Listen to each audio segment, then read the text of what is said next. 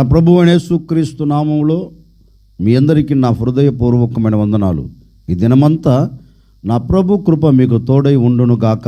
మీరు వెళ్తున్న మార్గాలలో, మీరు చేస్తున్న వ్యాపారం, చేస్తున్న చేతి పని, చేస్తున్న ఉద్యోగాలలో, రాకపోకలలో మీకు నా దేవుడు ఈ దినమంతా కాపుదల అనుగ్రహించునుగాక.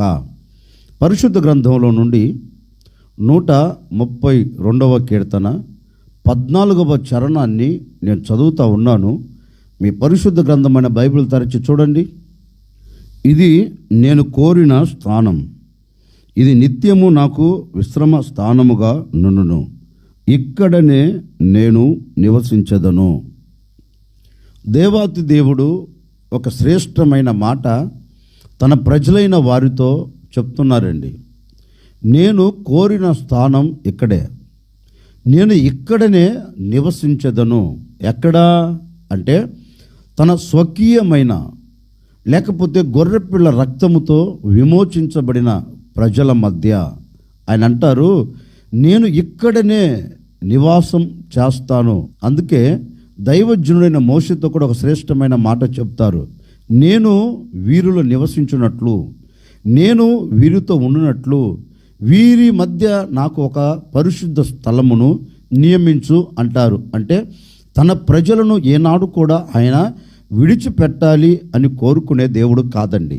తన ప్రజలను ఏనాడు కూడా విడిచిపెట్టాలని, విడనాడాలని అని ఆశపడే దేవుడు కాదు. ఎప్పుడు ఆయన మనసులో ఉన్న ఉద్దేశం ఏంటంటే, నేను నా ప్రజలతో సాంగత్యం చేయాలి, నేను నా ప్రజలతో నడవాలి, నేను నా ప్రజలతో ఉండాలి అని కోరుకున్న దేవుడు. అందుకే ఆది ప్రారంభములోనే దేవుని మనసులో ఉన్న ఉద్దేశాన్ని నెరవేర్చి ఒక మానవుణ్ణి తయారు చేశాడు, ఒక మానవుణ్ణి కలుగ చేశాడు. ఎందుకని అంటే ప్రతిదినం అతనితో నివాసం చేయాలని, ప్రతిదినం అతనితో సాంగత్యము చేయాలని, ప్రతిదినం అతనితో నడవాలని, ప్రతిదినం అతనితో మాట్లాడాలని దేవుడు ఆదిలోనే, ప్రారంభములోనే, మానవుడిని తయారు చేసే ప్రారంభములోనే ఆయన మనసులో ఉన్న ఆలోచనను నెరవేరుస్తూ వచ్చాడు. ఆదామును తయారు చేశాడు, ఆదాముకు జీవాన్ని పోశాడు, ఆదాము ఆయన పోలికలో కలగ చేసుకున్నాడు. ఆదాముతో ప్రతి చల్లపూట పరలోకమును విడిచి భూమి మీద అడుగుపెట్టి ఏదెను తోటలో ఆదాముతో సహవాసం చేస్తూ ఆనందపడే దేవుడు. మన దేవుడు ఎవరు అంటే మనతో నివాసం చేయాలని కోరుకునే దేవుడు అండి. మన దేవుడు ఎవరు అంటే మనతో నివసించి, మనతో కలిసి బ్రతికి, మనతో కలిసి నిలిచి, మనతో నడిచి, మనము ఆనందపడుతుంటే మన ఆనందాన్ని ఆయన చూచి ఆనందపడే దేవుడు. మనం కన్నీరు కారుస్తుంటే కన్నీళ్ళు చూస్తూ నిలిచిపోయేవాడు కాదు. మనము కన్నీళ్ళ మధ్యలో, కష్టాల మధ్యలో నిలబడితే మనకు దూరం అయిపోయేవాడు కాదు. అందుకని కాదు, ఆయన మనల్ని తయారు చేసుకుంది. మనతో ఉండి మన కష్ట సుఖాలు, మనతో ఉండి మన బాధలు ఆయన అనుభవించి మనకు సంతోషం ఇవ్వాలనే మనతో కూడా నివసించేదానికి ఆయన ఇష్టపడ్డాడు. పరలోకాన్ని విడిచి పరలోకంలో దేవదూతల సమూహముతో ఉండకుండా మనతో ఉండేదానికి ఆయన ఇష్టపడి మన యొద్దకు వచ్చాడు. అందుకే అంటారు, నేను ఇక్కడనే నివసిస్తాను. ఎక్కడా? నీవు ఎక్కడ ఉంటావో అక్కడ ఆయన నివసిస్తాడు. నువ్వు ఎక్కడ అడుగులు వేస్తావో అక్కడ ఆయన నీతో అడుగులు వేస్తాడు. అందుకే ఆయన అంటున్నాడు, నేను ఇక్కడనే నివసిస్తాను. మరి ఎక్కడ నివసిస్తాడు ఆయన అంటున్నాడు కదా, నేను ఇక్కడనే నివసించదను. ఎక్కడ నివసిస్తాడు? అందుకే దేవుని వాక్యంలో కూడా చక్కగా రాయబడిన మాట ఏంటంటే, నేను ఎక్కడంటే అక్కడ నివసించను. ఎందుకంటే నేను పరిశుద్ధుడను గనుక ఎక్కడైతే పరిశుద్ధ స్థలము నీవు నాకు నిర్మిస్తావో, ఎక్కడైతే పరిశుద్ధ స్థలమును నీవు నాకు నిర్ణయిస్తావో ఆ పరిశుద్ధ స్థలములు నేను నివసిస్తాను. మన దేవుడు ఎవరు? పాపాత్ముడు కాదండి. మన దేవుడు ఎవరు? పాపంలో మునిగిపోయిన వాడు కాదండి. మన దేవుడు ఎవరు? పవిత్రుడైన దేవుడు. మన దేవుడు ఎవరు? పరిశుద్ధుడైన దేవుడు. మన దేవుడు ఎవరు? కామ, క్రోధ, మోహ, మద మత్సర్యాలు లేని ఏకైక పరిశుద్ధుడైన దేవుడు. ఆయన అంటున్నారు, నేను నివసించున్నట్లు నా కొరకు ఒక పరిశుద్ధ స్థలమును నియమించు అంటాడు దైవజనుడైన మోషేతో. దైవ సేవకుడైన మోషేతో చెప్తాడు, నా కొరకు ఒక పరిశుద్ధ స్థలమును నియమించు. అంటే ఆయన ఎక్కడంటే అక్కడ నివసించడు. ఏ కుటుంబాలంటే ఆ కుటుంబాలలో ఉండడు. ఏ వ్యక్తిగత జీవితం అంటే ఆ వ్యక్తిగత జీవితంలో ఉండరు. ఏ కుటుంబం పరిశుద్ధంగా మలచబడుతుందో, ఏ కుటుంబం పవిత్రంగా మలచబడుతుందో, ఏ వ్యక్తిగత జీవితం పరిశుద్ధంగా ఉంటుందో ఆ పరిశుద్ధత కలిగిన చోటే దేవుడు నివసించగలుగుతాడు. ఆ పరిశుద్ధత కలిగిన చోటే దేవుడు సింహాసనాసనుడై ఉంటాడు. అందుకే దేవుని వాక్యం కూడా చెప్తుందండి, నా కొరకు ఒక పరిశుద్ధ స్థలమును నియమిస్తే ఆ చోట నేను నిలబడతాను. నిజమే, ఈనాటి వరకు దేవుడు నీతో ఎందుకు లేడు? ఈ క్షణం వరకు దేవుడు నీతో ఎందుకు నడవట్లేదు?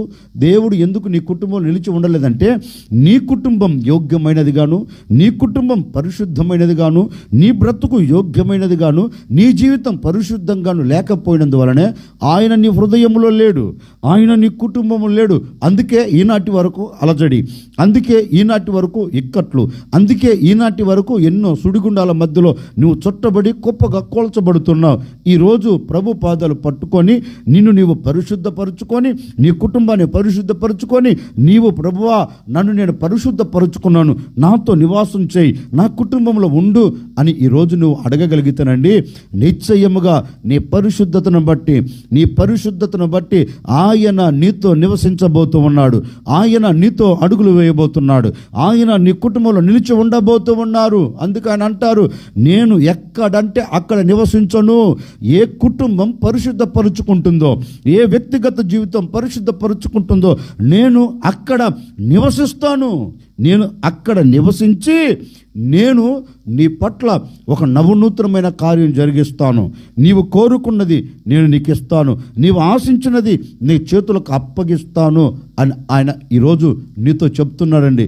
నిన్ను నీవు పరిశుద్ధపరుచుకొని ప్రభువుని అడిగితే ఆయన తప్పక నీతోనే నివాసం చేస్తాడండి.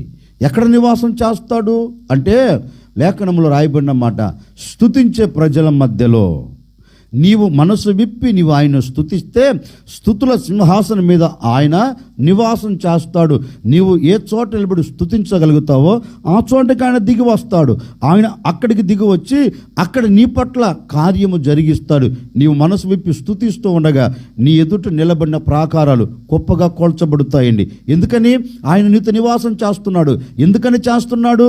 నీవు స్తుతిస్తున్నావు, నీవు మనస్ఫూర్తిగా ఆయన్ను కొనియాడుతూ ఉన్నావు, నీ స్తుతి అర్పణ ఆయనకు అర్పిస్తున్నావు గనక ఆయన నీతో నివాసం చేయుటకు, ఆయన నీతో నివసించుటకు సింహాసనం విడిచి నీ స్తుతులనే సింహాసనం మీదకి దిగి రాగలుగుతాడండి. నీవు మరి ఈ దినాన స్తుతిస్తున్నావా? దేవుని పాదాలు పట్టుకొని మనస్ఫూర్తిగా ఆయన సన్నిధిలో స్తుతి అర్పణ అర్పిస్తున్నావా? కృతజ్ఞత కలిగి నీవు మనసు విప్పి స్తుతి అర్పణ అర్పిస్తూ ఈరోజు నీవు కొనసాగించబడుతున్నావా? స్తుతి అర్పణ అర్పిస్తూ సాగి వెళుతున్నావా అంటే లేదండి. స్తుతి అర్పణ అర్పించలేకపోతున్నావు. కష్టం కలిగినప్పుడు దేవుని విడిచిపెడుతున్నావు, కష్టం కలిగినప్పుడు దేవుని మర్చిపోతున్నావు, ఇబ్బందులు నేను పలకరిస్తున్నప్పుడు దేవునికి దూరం అవుతున్నావు, కష్టం నెమ్మది లేకుండా బ్రతుకుతున్న దినాలు నీ ముంగిటి నిలబడినప్పుడు ఏం చేస్తున్నావు అంటే దేవుని సన్నిధికి దూరం అయిపోతున్నావు. మరి ఎలా నీతో ఉండగలడండి?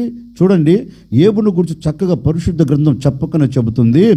ఏబు అన్ని కోల్పోయినా, ఆస్తి కోల్పోయాడు, అంతస్తులు కోల్పోయాడు, ఉన్నవన్నీ కోల్పోయాడు, పనులను కోల్పోయాడు, మందలను కోల్పోయాడు, పొలాన్ని కోల్పోయాడు, పంటను కోల్పోయాడు, ఆఖరికి కడుపున పుట్టిన కన్నబిడ్డలు తన కళ్ళ ముందు కనుమరుగైపోయిన సంగతిని అతడు తెలుసుకున్న తర్వాత అతడు అంటాడు, యెహోవా ఇచ్చెను, యెహోవా తీసుకొని వెళ్ళను, ఆయనకే స్తుతి కలుగునుగాక, ఆయనకే మహిమ కలుగునుగాక. చూడండి, ఏబులో ఉన్న ఎంత విశ్వాసమో చూడండి. అన్నీ కోల్పోయినా దేవుణ్ణి స్తుతించడం మాత్రం మర్చిపోవట్లేదండి. మనమైతే కొంచెం కష్టం కలగగానే దేవుణ్ణి స్తుతించడమేమో పక్కన పెట్టి దేవుణ్ణి దూషించడం ప్రారంభిస్తాం. అసలు దేవుడు నాకు ఏం మేలు చేశాడండి, దేవుడు నా పట్ల ఏం కార్యం చేశాడండి అని దేవుణ్ణి దూషిస్తామండి. కానీ ఏవో అలా చేయలే, దేవుణ్ణి స్తుతించాడు. అందుకే అతని స్తుతుల మీద దేవుడు ఆసీనుడై అత్యధికముగా అతన్ని ఆశీర్వదించాడు, అత్యధికముగా అతన్ని దీవించగలిగాడు. అంటే ఈ రోజున మన కుటుంబం ఎందుకు శాపాన్ని చూస్తుంది? ఈ రోజున ఎందుకు మన కుటుంబం కన్నీళ్లను చూస్తుంది?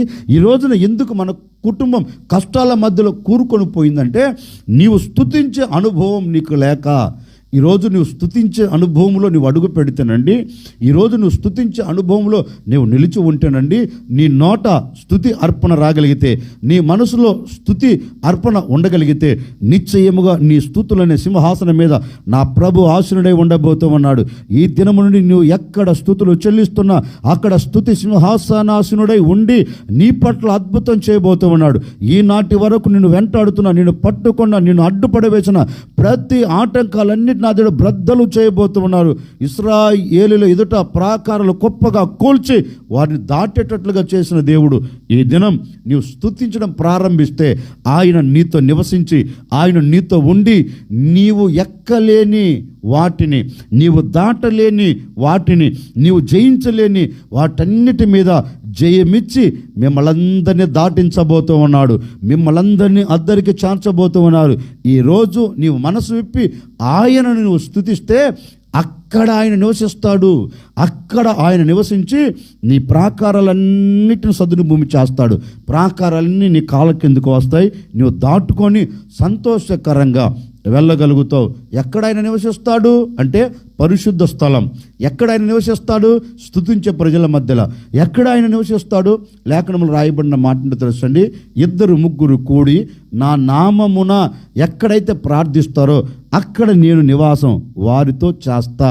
అంటే 2-3 కూడి అంటే ఎక్కడ ఐక్యత ఉంటుందో, ఎక్కడ ఐక్యత నిలిచి ఉంటుందో అక్కడ ఆయన నివాసం చేస్తాడంటండి. ఐక్యత లేని చోట కాదు, ఐక్యత లేని చోట ఆయన నివసించడు. ఐక్యత లేని చోట ఆయన ఉండేదానికి ఇష్టపడ్డాడు. ఎక్కడైతే ఐక్యత ఉంటుందో అక్కడ ఆయన నివసిస్తాడు.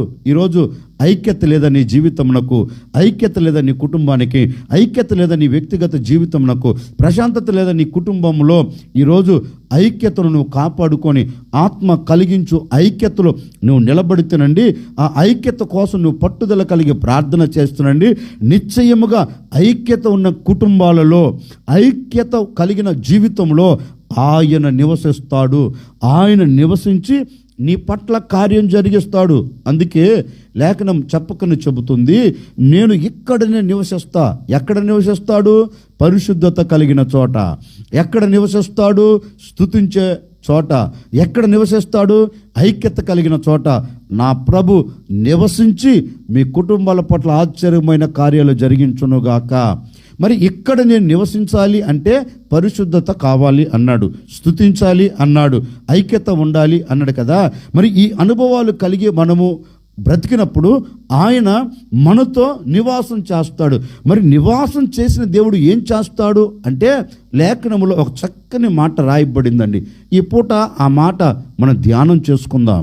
కీర్తనల గ్రంథం 132వ కీర్తన 15వ చరణాన్ని నేను చదువుతా ఉన్నాను. దాని ఆహారము నేను నిండారులుగా దీవించదను, దానిలోని బీదలను ఆహారము చేత తృప్తిపరచెదను. ఆయన ఒక వ్యక్తిగత జీవితంలో, ఒక కుటుంబంలో నివసిస్తే జరిగేది ఏంటి అంటే ఆ కుటుంబం అంట, ఆ వ్యక్తిగత జీవితం అంట నిండారులుగా దీవించబడుతుందంటండి. అంటే ఏ కొదవ, ఏ కొరత, ఏ లేమి అనే మాట ఆ గుడారంలో కనపడదంటండి. నిశ్చయముగా ఆ కుటుంబం నిండారుగా దీవించబడుతుందని లేఖనం సెలవిస్తుంది. ఒకవేళ ఈనాటి వరకు ఆయన నీతో లేడు గనుకనే దేవుడు అనుగ్రహించే దీవెన నీకు కలగలేదేమో. ఆయన నీ కుటుంబంలో నివసించలేదు గనుకనే నీవు చేస్తున్న వ్యాపారంలో ఒక దీవెన కలగలేదేమో, నీవు చేస్తున్న చేతి పనిలో ఒక దీవెన కలగలేదేమో, నీవు ఉద్యోగంలో ఒక దీవెన నీకు కలగలేదేమో. వీటన్నిటికీ ప్రబలమైన కారణం ఏంటి అంటే ఆయన నీతో నివసించలేకపోయినందువలన ఈ దీవెన నీకు కలగలేదు. ఈ దీవెన నీకు కలగాలి అంటే నువ్వేం చెయ్యాలంటే నువ్వు పరిశుద్ధపరుచుకోవాలి, నీవు స్తుతి చెల్లించాలి, నీవు ఐక్యతలో కలిగి ఆయన పాదాలు పట్టుకుంటే ఆయన నీతో నివసిస్తాడు. నివసించిన దేవుడు ఇప్పుడు నీతో చెప్తున్నారు, నేను నీతో నివసిస్తున్నాను గనక, నేను నీ మధ్య నివాసం చేస్తున్నాను గనక నిశ్చయముగా నేను నిండారులుగా నేను దీవిస్తాను, నిండారులుగా నేను నిన్ను ఆశీర్వదిస్తాను. మన దేవుడు ఎవరు అంటే చేతులు చాపి ఆశీర్వదించగలిగిన దేవుడు అండి. నేను ప్రకటించే దేవుడు ఎవరు అంటే చేతులు చాపి ఆయన చేతులలో దాచబడిన ప్రతి ఈవిని నీకు దయచేయగలిగిన దేవుడు. లేఖనంలో కూడా చక్కగా రాయబడిన మాటని తెలుసండి, వారి మీద చేతులుంచి వారి వైపు చేతులెత్తి వారిని ఆశీర్వదించను. అంటే నా ప్రభు ఆశీర్వదించగలిగిన దేవుడు, నీ శాపమును కొట్టివేయగలిగిన వాడు, నీ దరిద్రతను తీసివేయగలిగిన వాడు, నీ శాపమునకు విముక్తి కలగచేయగలిగిన వాడు, నీ వ్యాపారాన్ని నీ చేతి పనిని అంచెలంచెలుగా ఆశీర్వదించుటకు సర్వశక్తి కలిగిన దేవుడు. ఆ దేవుడు ఈ రోజు నీతో చెప్పకనే చెబుతూ ఉన్నారు, నేను నిన్ను ఆశీర్వదించబోతూ ఉన్నాను. నిన్ను నీవు పరిశుద్ధపరుచుకున్నావు గనక, నీవు స్తుతిస్తున్నావు గనక, నీలో ఐక్యత ఉంది గనక నేను మీ మధ్య నివాసము చేసి నిండారులుగా నేను దీవించబోతూ ఉన్నాను. నిండారులుగా నేను మిమ్మల్ని ఆశీర్వదించబోతూ ఉన్నాను. మీరు ఆశీర్వాదానికి నాంది పలకబోతూ ఉన్నారు, దీవెనకు నాంది పలకబోతూ ఉన్నారు. ఇక మీదట మీ బ్రతుకు దినములన్నిట ఎక్కడ అడుగు పెట్టినా అక్కడ నా దేవుడు దీవెన కలగ చేయబోతూ ఉన్నాడు.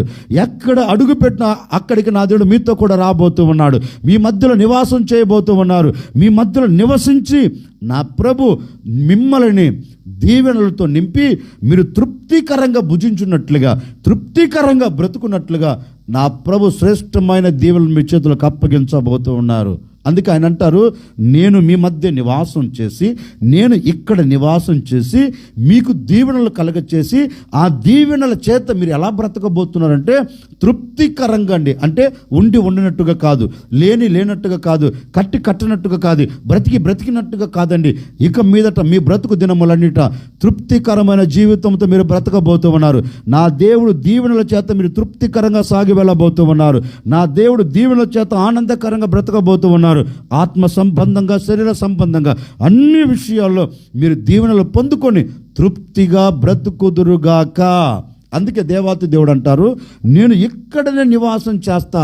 మరి ఇక్కడ ఆయన నివాసం చేసి ఏం చేయాలి అనుకున్నాడంటే మనల్ని దీవించాలనుకున్నారు. ఆ దీవెనల చేత మనం ఎలా ఉండాలి అని కోరుకున్నాడంటే తృప్తికరంగా. ఒక సేవకుడిగా నిండు మనసుతో నేను మనసారా కోరుకుని మిమ్మల్ని ఆశీర్వదిస్తున్నానండి. ఈ దినము నుండి మీరు దీవెనలు పొందుకొనేదరుగాక, నిండారులైన దీవెనలు మీ కుటుంబాలకు కలుగునుగాక. ఆ దీవెనల చేత మీరు తృప్తికరంగా బ్రతుకుదురుగాక. ఆ దీవెనల చేత మీరు ఆనందకరంగా సాగి వెలుదురుగాక. ఇక మీ కుటుంబంలో కన్నీరు లేకుండా, మీ కుటుంబంలో వేదన లేకుండా, మీ కుటుంబంలో ఆహార కొరత లేకుండా, మీ కుటుంబంలో ఆర్థిక ఇబ్బందులు లేకుండా, మీ కుటుంబంలో అనారోగ్యం లేకుండా నా దేవుడు నిండాలుగా మిమ్మల్ని దీవించబోతూ ఉన్నాడు. సర్వ సమృద్ధితో నింపబోతూ ఉన్నాడు. సర్వ సమృద్ధిని మీరు కలగ చేయబోతున్నారు. తృప్తికరంగా బ్రతకబోతూ ఉన్నారు. ఆరోగ్యం కలగబోతుంది. ఆర్థిక ఇబ్బందులు తొలగిపోతూ ఉన్నాయి. అసమాధానం తొలగిపోతూ ఉంది. మీ కుటుంబంలో నా దేవుడు నిలిచి ఈ దీవెనలన్నీ మీ కుటుంబానికి దయచేయునుగాక. ఆశ్చర్యకరుడా, మీకు స్తోత్రాలు చెల్లిస్తూ ఉన్నా. మీ బిడ్డలు ఎందరైతే కోరుకున్నారో, ఎందరైతే ఆశపడ్డారో, నా జీవితంలో, నా కుటుంబంలో నా దేవుడు నివాసం చేయాలని ఎందరైతే కోరుకున్నారో, ప్రతి గుడారములో, ప్రతి కుటుంబంలో, ప్రతి వ్యక్తిగత జీవితంలో మీరు నివసించెదరుగాక. నివసించి నాయన ప్రతి కుటుంబాన్ని దీవించండి, ప్రతి వ్యక్తిని దీవించండి, ప్రతి వ్యాపారాన్ని దీవించండి, ప్రతి చేతి పనిని దీవించండి, ప్రతి ఉద్యోగాన్ని దీవించండి నాయన.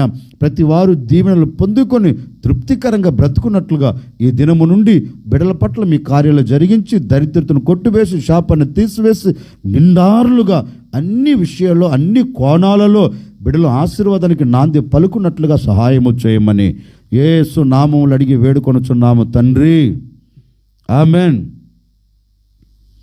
ఈ దినమంతా నా ప్రభు మీతో నివసించి నిండారుగా నా ప్రభు మిమ్మల్ని దీవించి మిమ్మల్ని తృప్తికరంగా నా దేవుడు బ్రతికించునుగాక.